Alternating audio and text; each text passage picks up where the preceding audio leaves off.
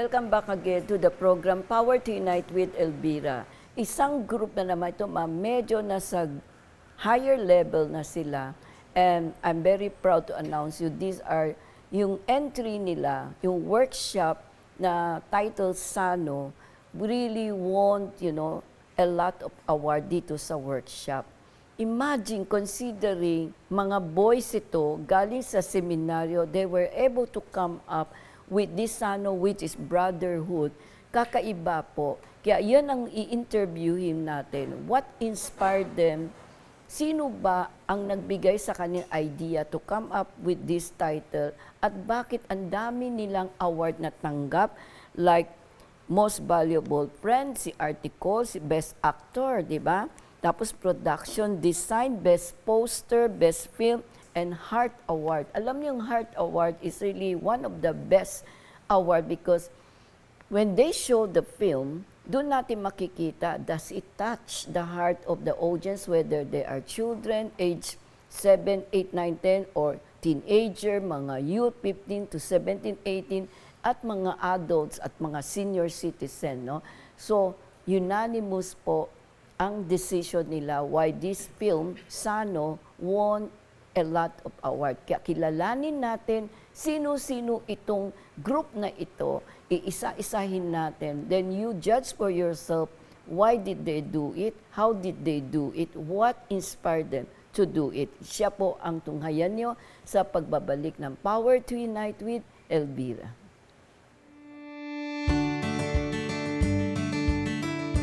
Because they are young, we tend to dismiss their thoughts.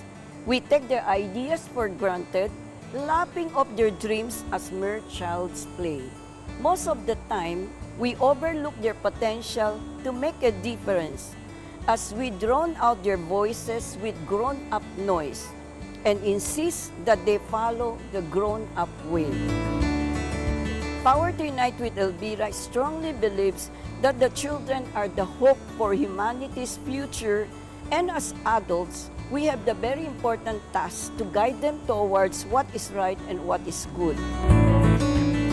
That is why we support an activist endeavor to harness the talent and skill of our younger generation in using their gadget through the Cinebata Video Workshop this year with the theme Hear My Voice.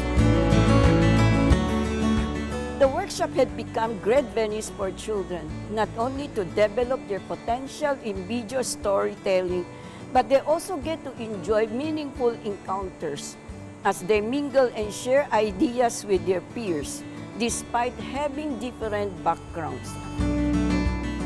The workshop will also give them a chance to be exposed on an international stage and participate in the 6th Southeast Asia Video Festival for Children to be held in Indonesia in 2027. They may be young and innocent, but if we stop for a while and listen, we will discover that their simple words hold deeper meanings of love and kindness, friendship and unity, compassion and harmony.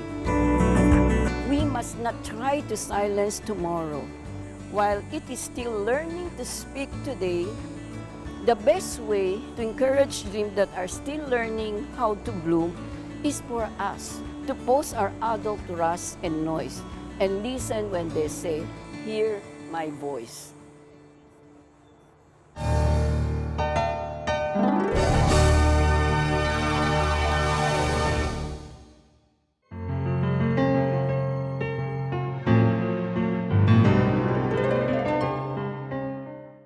Congratulations for winning so many awards. Imagine mo, Heart Award, Best Film Award, Best Poster, Production Design, Best Actor din, no?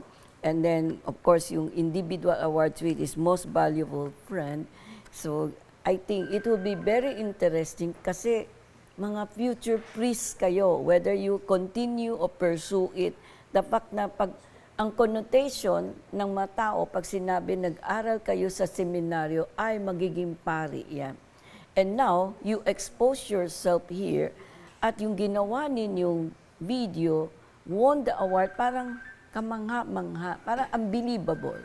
But you were able to prove kahit nasa loob kayo ng seminaryo, may tinatago pala kayo angkin talino. So we want, Anak TV, want to let you introduce yourself before I continue the question. So can you, the name, the age, anong grade mo?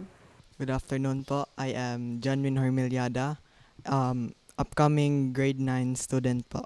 Good afternoon po. I am Matthew Steve F. Centillas, 15 years old, upcoming grade 9 student po. Good afternoon po. Ako po si Art Nicole M. Bagnol, 16 years old, an upcoming grade 12 student from the Immaculate Heart of Mary Seminary po. Good afternoon po. Ako po si Gina Dam Japare, 16 years old and upcoming grade 11. Good afternoon po. I am John Gabriel C. Alo, 16 years old and upcoming grade 12 seminarian. So ikaw ang unang gagraduate? Kayong dalawa, okay. So at least from grade 9, tapos magagraduate ka 11, 12 naman. 12, pareho kayong 12, no? So, tanungin ko muna kayong dalawa. After attending this workshop, ang dream ba rin ba ninyo magpare? Meron ka bang calling? Ako po, parang ganyan nga po kasi. Pero hindi ko naman po masasabing calling kasi pangarap ko lang po talagang pumasok ng seminaryo nung bata pa po ako. Bata pa. Why? Anong exposure mo? Why choose to be in the seminary? Siguro po dahil po sa marami po akong kakilalang pare at sa Kristan po kasi ako dati. Good. Kaya yun, gusto kong pumasok. That's good. How about you? Sa ngayon po, hindi pa po ako talaga sigurado kung pagpapari ba talaga yung tatahakin ko kasi nag-iisip-isip ako kung ito ba talaga yung gusto ko na gawin. Pero I'm trying my best din po kung nahanapin yung way na binigay ni Lord sa akin kung saan ba talaga niya ako dadalhin.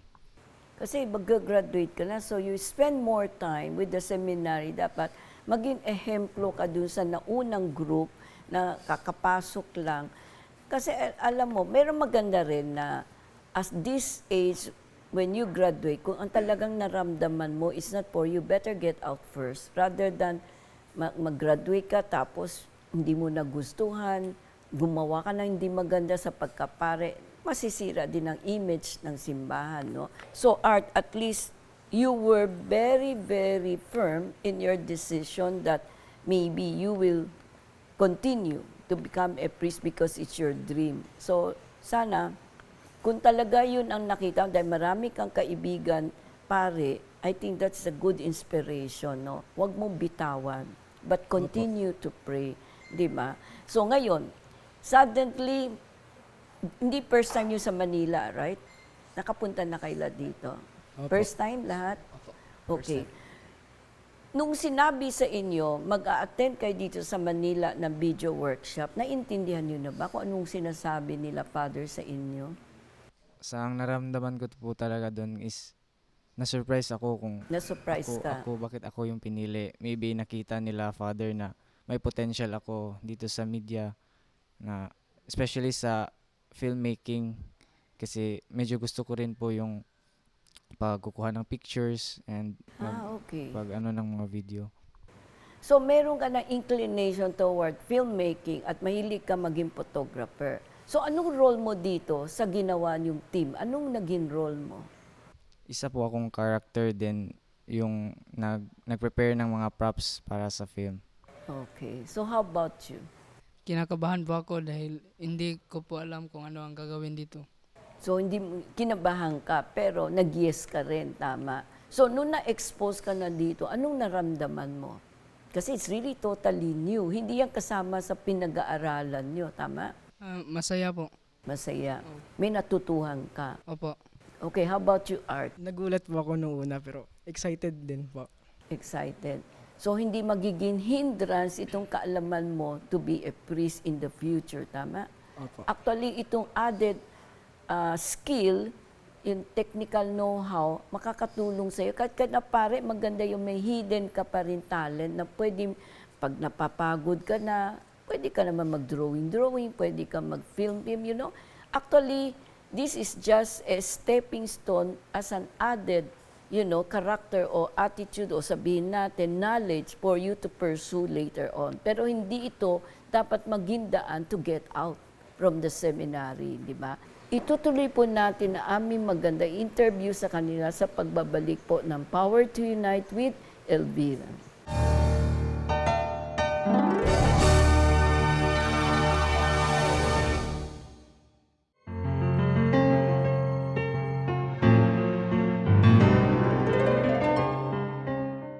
How about you?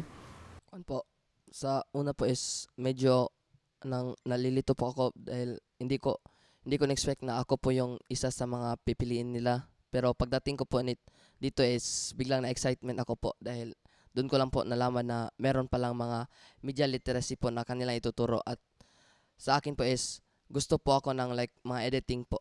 Sa editing ka, so may skill ka. Magagamit mo yan pagdating ng Santo Papa in the future. Di ba? Ano malay mo, isa ka sa editor, di ba? Ikaw magiging photographer. Nobody knows. Kahit na pari na kayo, you can still do that, di ba? How about you, John Wayne? I was a child po. I always find media literacy as something to be learned po, and I find it intriguing po. Then when father told me nga when we're gonna go here to Manila for the workshop, I was intrigued because as a student journalist po, I value my opinions and I value my voice, and I think that this workshop will really help me to develop my abilities and skills in journalism po. Ngayon, dahil sa daming award nyo, one of that best film at best poster kayo, bakit Sano? Sino nag-introduce ng word Sano? Anong ibig sabihin yan? Isa po siyang parang saying na tinatawag sa amin sa seminaryo po, at ang Sano talaga, we would just like to clarify, it doesn't mean brotherhood talaga po. We used Sano because Sano really means two men living in the same province po. And then we use this Sano word to symbolize our brotherhood po. It does not mean brotherhood po. It symbolizes our brotherhood as seminarians po. So unless you want to change the word brotherhood, kasi kung ito ang entry nyo, baka ma-question kayo dyan. So anyway, we will see. So, ikaw ang nag-isip niyan ng itong gawin nyo, team nyo Sano. Originally po, ang pangalan sa aming film po ay Tumbayayong. Isa po siyang isa po siyang Bisaya word na meaning ay pagkakaisa. Pero ang sabi po ni sa secretariat po na i-change po namin dahil hindi related sa story namin po. So inisip namin na bakit hindi Sano, dahil ito yung most common word or like most common saying kapag nagkikita kami mga seminarista po. Pero alam mo, after what you told me, yung tumba, something, yung word, I think pagkakaisa would really fit the story better than Sano. Because you saw how friendship emerge dito. Magandang pagka-portray ninyo. Kasi I was thinking itong Sano, nung pinapanood ko, very clear di ba? It's a Christian and Muslim in friendship dito nag-grow na hindi sagabal ang pagkaiba, di ba? When one is praying, one is really nakita nyo. Maganda yung sequence nyo. Pero, I don't know, we will talk about it. I think I would rather use the words yung pagkakaisa. I think it suit the whole story better, no? Kasi very clear may Act 1, may Act 2, may Act 3. Very clear ang storyline ninyo, di ba? Ngayon, so who is the director here? Ako po. Ikaw ang director. Sino ang editor dito? Ako rin. Ikaw rin. So, anong role ninyong, ikaw yung Muslim? Opo, ang karakter account. Muslim. Tapos sino yung isang actor sa Christian, ikaw naman. Okay, and you, what is your role here? Ako po yung naghahanap ng magandang spot para sa pag-film Para po. na sa production design ka. Okay. So nakikita, there's a teamwork among you, di ba? So with the story, sino nagsulat ng story? Ikaw din. So meron kang, if your storyline comes, may acting skill ka dito na hindi acting kundi writer, no? I think it will be good. You can do that even as a priest or sa religious circle, you can do that. You can enter communication kasi yun ang hilig mo eh. Di ba?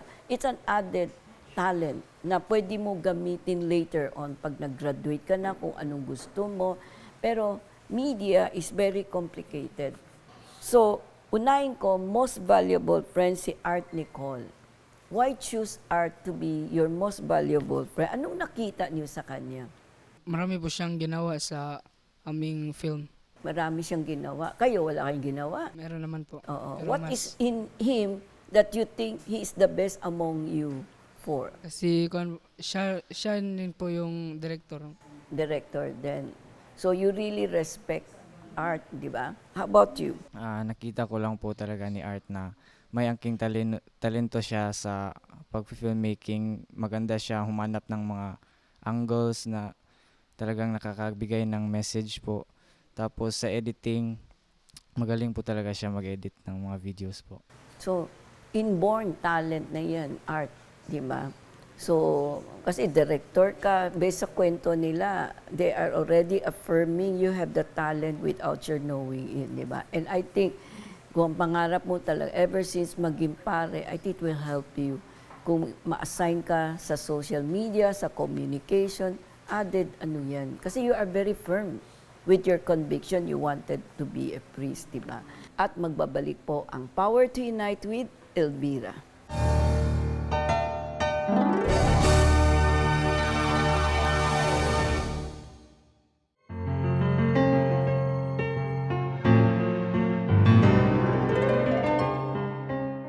So, ikaw naman, ano yung nakita niyo, bakit siyang pinili yung maging valuable friend? Marunong siya mag-handle ng isang team po. Marunong siyang magdala ng isang team po kung ano po lang kanilang gagawin o magsisilbing role po nila. Okay. And you? Ano po, meron po siyang leadership po at binavalue niya yung mga teammates niya at ano po, creative po siya. So, based on your story, you saw in Art a real leaders who can really handle under pressure. Kasi as a director, actually, nakikita mo sa film, pag sinabing director ka, mataas ang tingin kasi siya yung nagmamando, siya yung nag-guide, diba? And ang ganda yan, it will be a gift to the church kung matapos mo pagkapare mo and using this skill na makakatulong later on sa diocese kung ma-assign ka man, no? So don't give up your dreams. Continue to pursue the hidden skill knowledge na nakita natin na expose ngayon. Tsaka yung respect. Yung respeto binigay nyo kay Art, napakalaga yan. Kasi instead na may competition among you, wala eh. You all agree he is the best among you, right? Yun ang maging maganda. Yung sabihin natin, discipline sa seminary has helped you a lot to give in, to give way. No, magandang attitude yan. I'm happy na kung bakit kayo nanalo, okay? Sa best poster, kaya isang tingin pa lang, runaway winner na. Mataas ang grades niyo because very clear. You know, kahit na hindi pa alam ang story, doon pa lang sa poster, pag dinikit-dikit mo, ang pipiliin ng mga viewers sa sine, ito. Kasi alam na nila, curious sila, ano ba meron dun sa dalawa? Unlike yung iba, very vague. Yung iba naman, minsan overload sa information, di ba? So, film. The film really is really something that lahat unanimous. No choice, but really you have to win the award kasi malinaw ang execution from Act 1, Act 2, Act 3, tapos yung location, maganda yung pinili mo. So, tugma-tugma lahat yung scene na dapat. So, with that, nakita natin, deserving kayo to have many awards, di ba? And I have to congratulate all of you because you did it na with teamwork, tsaka yung selfless service, para yung film ninyo na maging the best amo. Although hindi nyo pinangarap yun, tama? Nung ginagawa nyo, wala naman sa isip nyo, kailan manalo tayo, right? Kundi, ang inisip nyo lang, kailan makadeliver tayo. Diba? I think that's the thing that motivates you to work together. At nakita ko sa inyong 5, talaga andun yung sacrifices, giving each one, anong kaya mo, yun ang gawin mo. Yung respeto with one another is very clear. No? Pinakita nyo na you can work together at napili si R to be the leader, di ba? So, nung naging Muslim ka, natawa nga ako kasi ang ganda ng pagkagawa ng headband mo. Bagay na bagay sa iyo, di ba? So, the storyline is really, akala mo totoo eh. Kung yung hindi kayo kilala na seminaryan kayo, akala siguro nila, ay may Muslim ano pala dito, no? So, you see, that is a very good angle. Simple lang, pero malaman, okay? At napakita na ang friendship between the two, hindi naging abala ang differences. That's why yung pagkakaisa, I think, is more nicer than brotherhood. Kasi ang brotherhood, pag naisip mo, parang cult eh. Parang ibig sabihin, di ba, yung mga pag-enter mo sa college, may mga ganung group, no? Okay. So, umpisahan ko, John Wayne, sa inyo, ano bang pangarap mo kung let's say naging pare ka na, how will you serve God in your capacity? I think po I will encourage the youth po to join organizations of Christian organizations po, because the youth nowadays it is really a problematic world here, and as an advocate for change po, it is really heartbreaking to see my fellow youth people struggling in our country. And I would use my voice as a priest to encourage the youth to change. And with that, I would also encourage other religions po, because we seminarians, we are expected to have a boundary with other religions.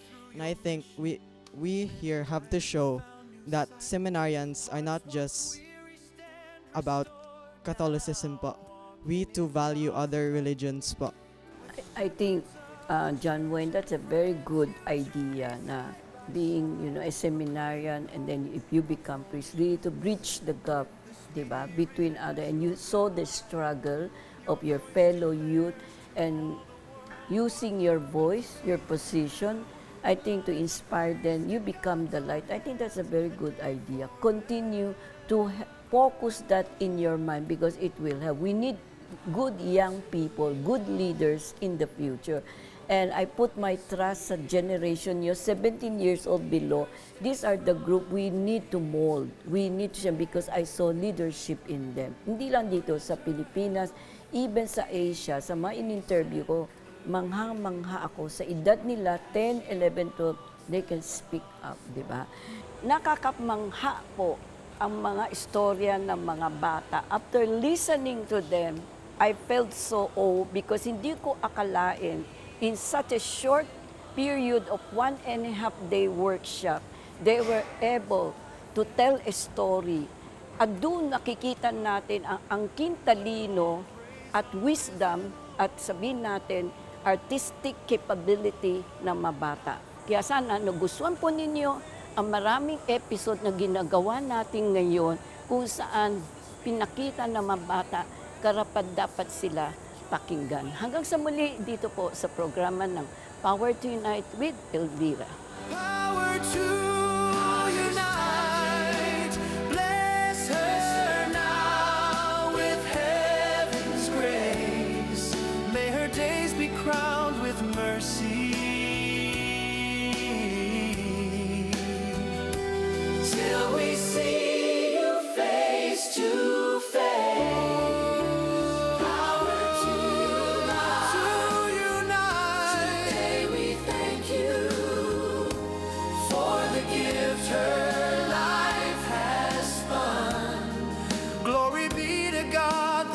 Father,